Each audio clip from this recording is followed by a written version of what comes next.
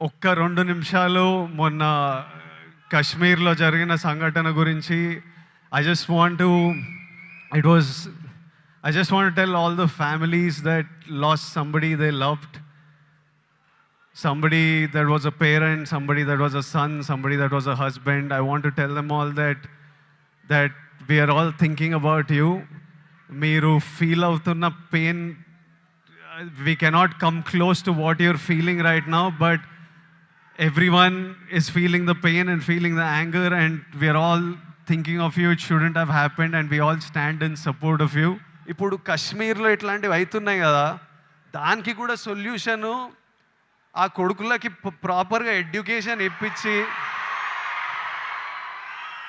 ఇట్లా brain wash కాకుండా ఏం సాధిస్తారో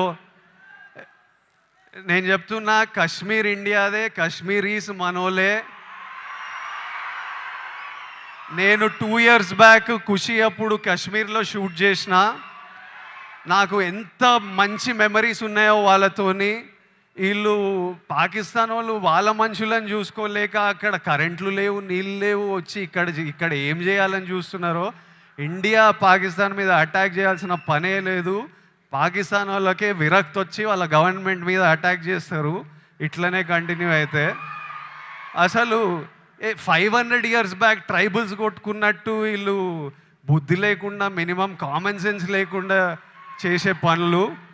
మనము we should stand united as people,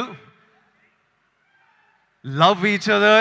India, we will, as people, we need to always move forward, stay united. Education is super key. మన ఇంట్లల్లో మనం happy ఉండి, మన parents happy ఉండి, మనం హ్యాపీ ఉంటేనే ప్రోగ్రెస్ అవుతాం. అందరూ హ్యాపీగా ఉండండి. I wish you all great success.